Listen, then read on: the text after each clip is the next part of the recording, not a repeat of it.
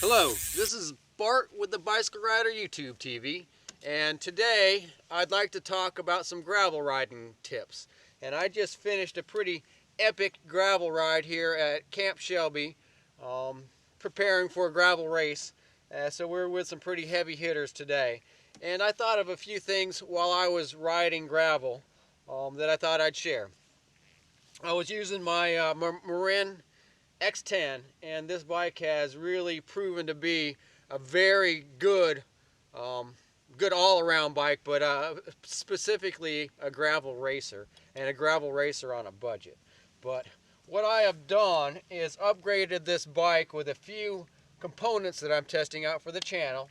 One being the Crank Brothers gravel wheel set, and a really nice set of Panaracer Gravel King SKs. And these tires have been fantastic. Today was pretty sloppy out there, and if you could tell from my bike, there's a lot of mud and clay that have stuck to my bike. So that just kind of tells you what kind of terrain we had back here on the roads. And these Gravel Kings really stuck good. But one thing I wanted to share was that this bike really was not designed for the as big a tire as I have. And one thing nice about the Crank Brothers gravel wheel set is they're not that wide. So actually I can put a little bit more tire on this rim than I would maybe some of the other gravel rims out on the market that are built real wide. And what that does is it let me have more air volume, so it helps with the vibration in the ride. And I really like the way these tires ride. But I have put a 700 by 47 tire inside this little racy gravel bike that was really, maxed out for about a 40C tire. So I got a little bit bigger tire than it's really designed for. And it's never created a problem. It's always been an advantage to have a little bit more tire. Well, today when we got into some really mucky mud, and this was the kind of mud that, people were getting stopped. And this was the first time that the mud has ever stopped me, because I was getting clogged up really bad down here where the wheel comes into the frame, and there's not that much clearance. There's enough for horse riding, but this was in a pretty extreme condition. And it did clog me up down here. And you hear about guys bringing popsicle sticks with them. And today I wish I would have had a popsicle stick, and I never really thought I'd needed a popsicle stick because I could always find a little stick on the ground or something. But what I needed was something thin and sturdy, and a popsicle stick, well, I can see would fit the bill really good. But what I did is the mud got so clogged up that the bike was actually stopping, and of course my eyes go right here, and I see a lot of mud clogged up there. So I'd roll the bike backwards a little bit, and it did help clog the mud out.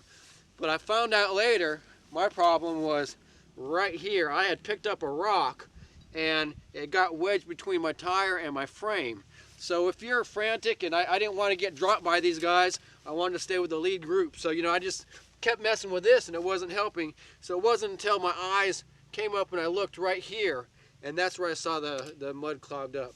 So little tip, if you're having trouble going and you feel like you're slowing down, don't only check your bottom bracket, but check up here where your frame meets the chainstay. Might be the culprit. So once I got the mud unplugged from there, I was ready to catch back up with the rest of the group. Another tip I've been doing for the gravel is riding with a light, and that's just because we've got a lot of hunters out here right now on the gravel roads. So I think having a light just helps the hunters see you. It shows that you're trying to be seen, and I think it just comes along with a lot of mutual respect. My wife wanted me to wear my road helmet today because it was bright orange, and that's a sign for the hunters. If they see bright orange, they don't shoot. So I can see why this color worked out real well, but I am so used to riding with more of a visor. And today when you're behind the other guys and their tires are spitting gravel at you, I noticed I was catching a lot of gravel in the face because I didn't have the visor. So, I suggest if you're going to ride gravel in, muddy conditions, the visor is a good thing to have. And since I didn't have the visor, another instrumental thing would be to, have glasses.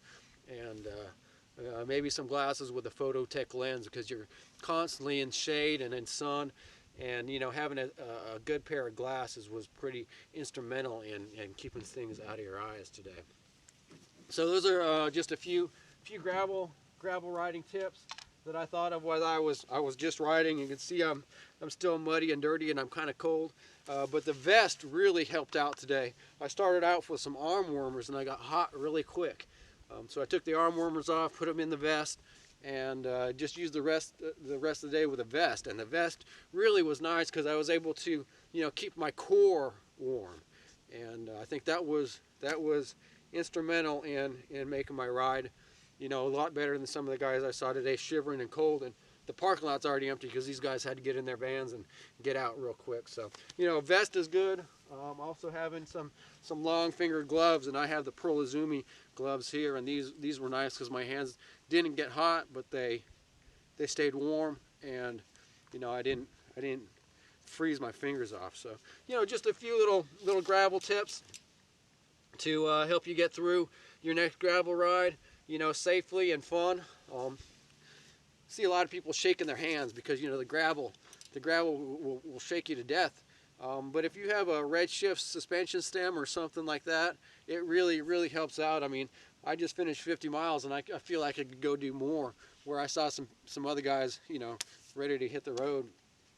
And so I think keeping the vibrations from wearing you out, especially after a 3-hour ride, is pretty instrumental in some of these endurance sports.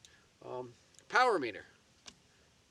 It was so nice to be able to see how much power I was putting out. And I do a lot of road riding, I do a lot of mountain bike riding, but gravel riding really takes a lot out of you. And if you don't save something in your tank for the second half of the ride, you're going to be hurting, and that's when your mind can break. So if you have a power meter, and something like the Power Pod is really nice because it's not that expensive, it works really good. I can move this from bike to bike, and I think power on gravel is really important if you want to be able to finish the ride in good shape.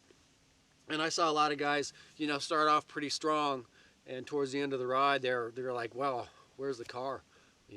They were dead because they used too much. And with the power meter, I'm able to really monitor my power level. If I see something spiking, I could always back off a little bit because I know I'm going to save some in the tank for the second half of the ride. So, the bell was nice. People are trying to, road riding, everybody knows not to cut each other off.